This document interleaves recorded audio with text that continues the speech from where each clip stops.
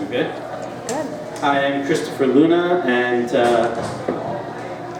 tonight we're going to have some poetry and some music. For the first portion of the show, I'll be reading some of my poetry with Jennifer Pratt-Walter on the harp, and then she will we'll take a break, and after the break she will play some of her own music. And Jennifer has some CDs for sale. I think after you hear her lovely music you would definitely be interested in picking up one of those. And I want to thank Leah Jackson and everyone here at Niche and Angst for allowing us to do this. And this will be the first in a series, but because of it's kind of a long story. The next one that's the next poetry and music event will be in February. So we'll be taking a month off, and I'll do announcements later. But in February will be the next time we do poetry and music. So the first piece is untitled. Poetry traverses the space between you and me, fills the chasm between me and thee. Words fit together like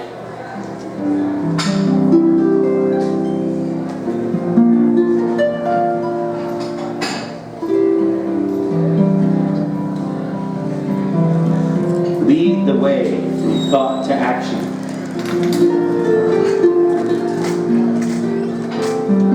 The heart a bridge like no other that binds souls and tears away the veil of suffering to reveal the glory of our inevitable interconnectedness.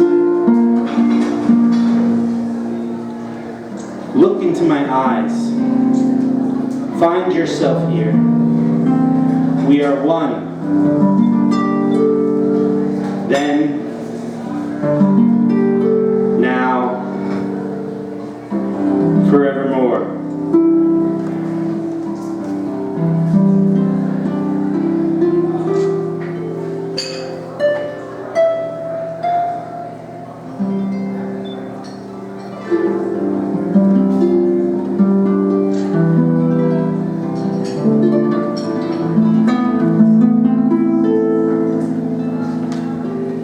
Right off after miles. Unholy summit, deviant representation of sunrise heartache, expectation, desires volume, aesthetic snobbery vanquished, overheard nonsense obliterated. Step into, ease into the new, ancient, the liberated firebringer joint you always pictured, angry, like a color shaking its veined finger at your open eyes, your crushed heart clarified. The awkwardness of subconscious revealed in a public place during business hours. Didn't mean to be so obvious about it. Forgive me. Love me anyway. There are many forms that love can take.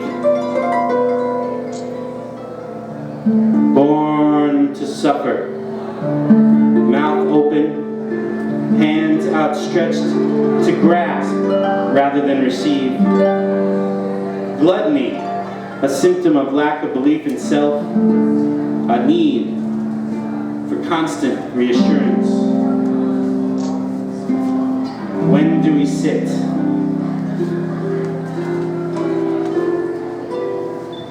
When do we rest? When do we let go? When can we be? Movement, always a possibility, but you must give yourself permission.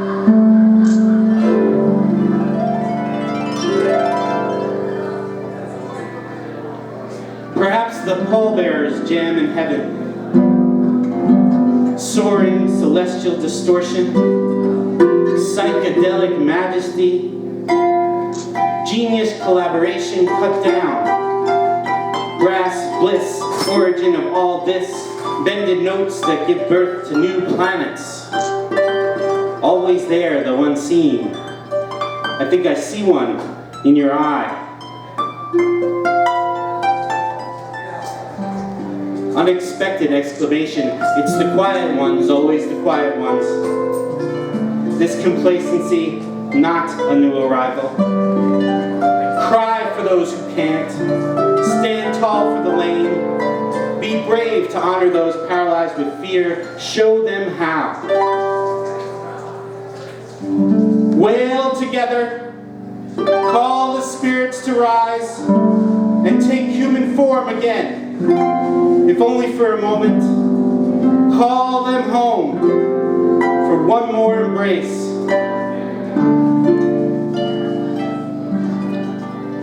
The star on a wet cheek expands into a river. A wisp of sage, a shooting star in the living room. So why not give me a smile?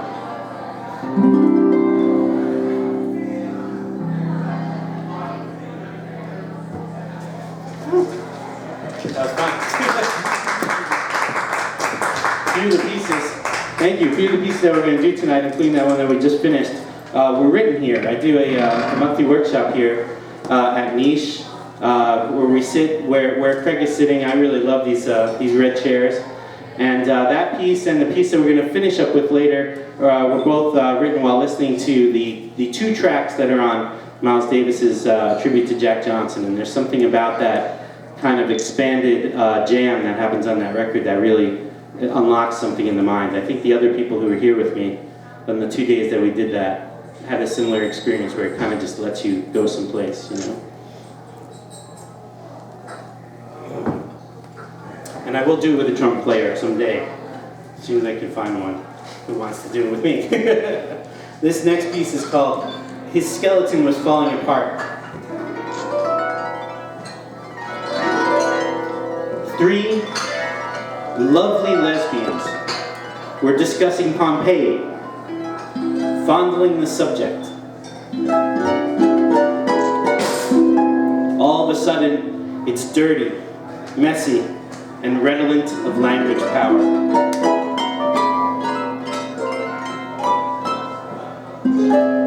To haunt and be haunted. All my success I owe to them, who cleansed me and showed me the way.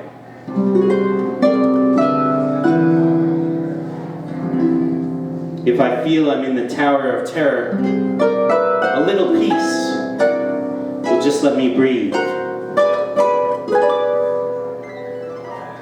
Moments away from a fatality, I stand with the grasshoppers.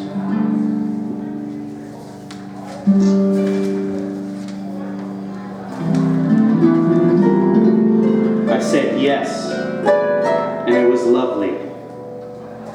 The rules don't permit it, I permit it.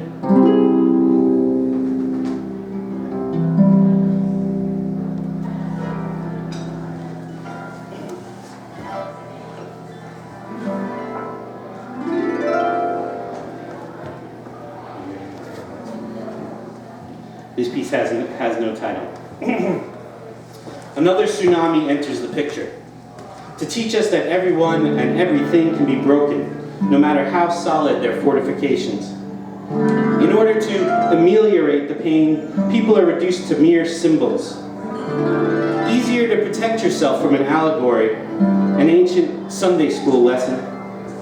At some point, the thing itself reappears to reassert itself, to remind us of its undeniable here-ness, its isness, which cannot be questioned. Never meant to hurt anyone, this realization will shatter me. Here's hoping it does not take out anyone else in the process. For some, submission is a preference. For others, it is a front, a way to draw attention away from the coming strike.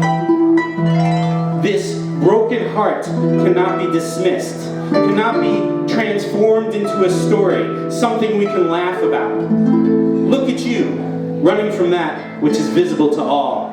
Sprint north of the truth. It will catch up with you, motherfucker.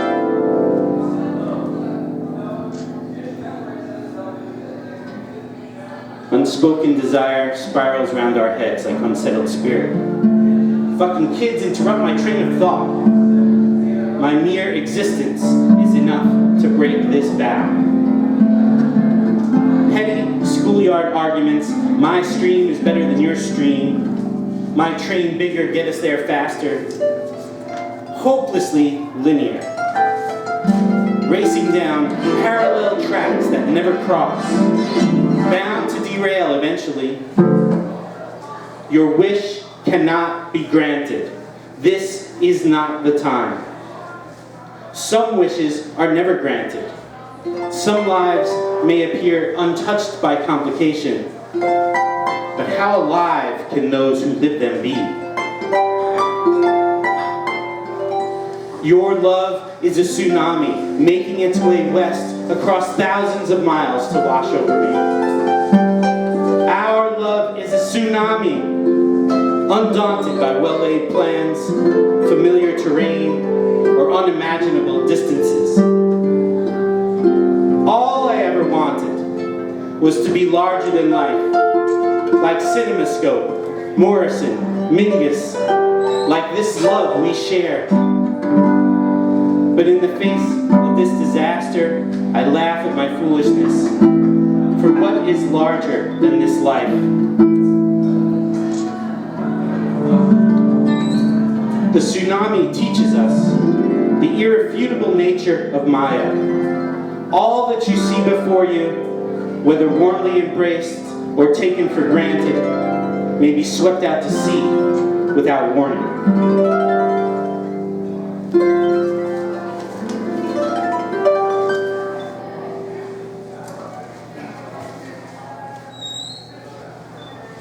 I'm going to read a couple on my own.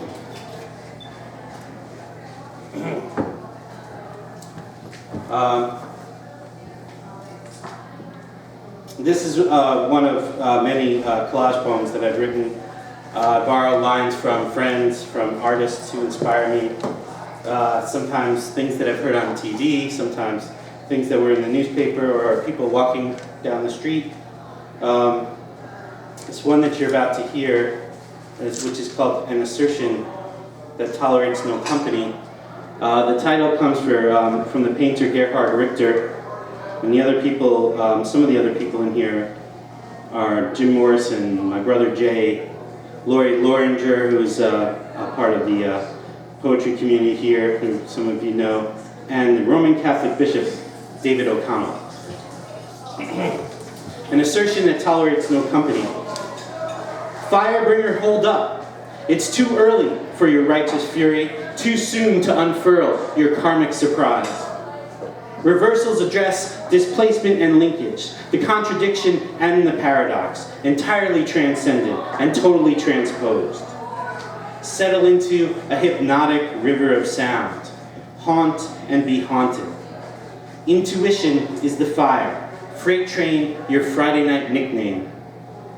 Moments from a fatality, keeper of the secret heart of rivers proclaims, there's more good, and there's more joy, and there's more happiness in life than there is its opposite, and it will be back.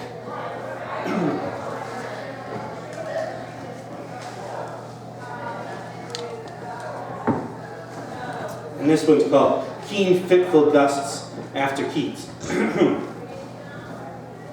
Chill runs through neglected chest like a sanctified stalactite plunged into the heart of an undead foe. A freezing jab, not unlike truth, that prevents peaceful slumber. What have you to fear from the coming of the new year? Okay. And I just wanted to give you something to think about. I don't know about you, but I get a little bit of apprehension at this time of the year because we're getting ready to do it all over again and think about what I think I did right and what I might have screwed up. before we do the last one, just want to mention a couple things quickly. We're going to have our 7-year anniversary with Cover to Cover Books. There's an open mic that I've been hosting here since 2004, so 10 years with of the series, 7 years with Cover to Cover Books. That reading will be January 9th. Jennifer will be there because she's one of the people in the book that we're putting out, the second volume of poems from that series. We'll also have Washington State Poet Laureate Kathleen Flanagan. If you want to know more about that evening, I have some flyers about it I can show you after. On January 11th, during this, I'll be doing my workshop here. The workshop is kind of pay what you can. There's a $20 suggested donation, but no one will be turned away. We do it for about 2.5 hours, 12 to 2:30. And then the other thing that I wanted to mention was that on January 18th, we'll have a book launch next door for Portland poet Douglas Spangle. January 18th, we'll be setting up chairs next door and we'll do that, so that should be fun. And I hope that you'll stay in touch and that you come to the poetry and music events that we'll do, which should be on the fourth Saturday of every month, that there's not something else going on here. So this last piece also inspired by Miles Davis, and the title comes from the second track on that album, is called Yesternow. The hand offered, only to be withdrawn, comes to resemble a claw,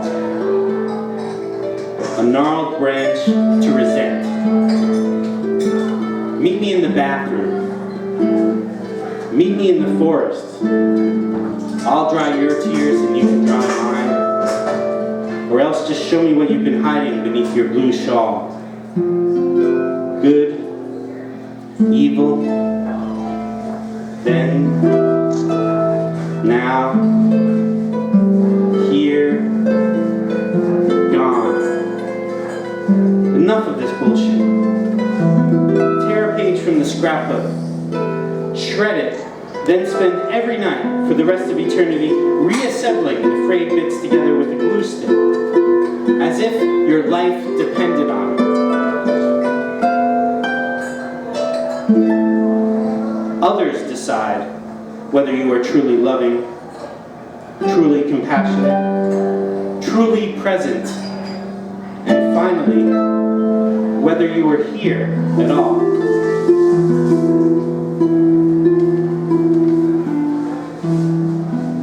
Imagine an enormous hillside covered in soft grass, many bodies entwined, braided lovingly. No jealousy, no ownership, just loving kindness shared, freely and without fear. Close your eyes for a moment. Might just be able to picture it.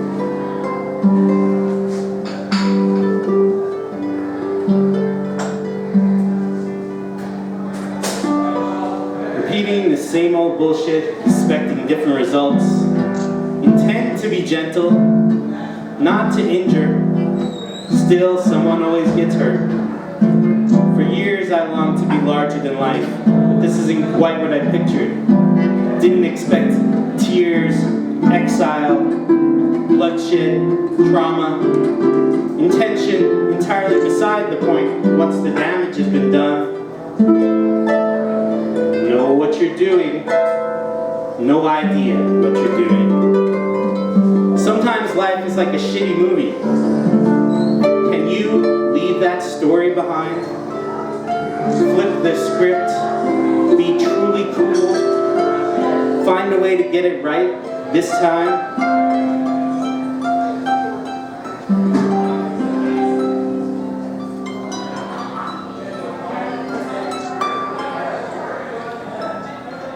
Lonely fingers band together to form a variety of mudras.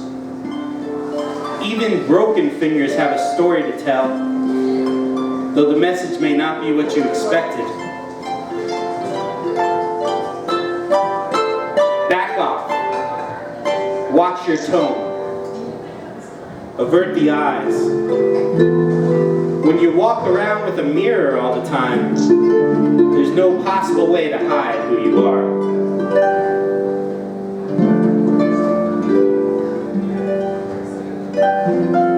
connect, disconnect, step forward, sprint away, linger in this moment, for the next is not guaranteed. Lay your unsent letters across the table or your bedroom floor. Rearrange till you don't recognize them no more. Forgive me. Allow me one more chance. Didn't intend to run a game, only responded to heart's dance. Who doesn't want to dance? Once you decide that it's better to stay seated, isn't it fair to say that the adventure has concluded?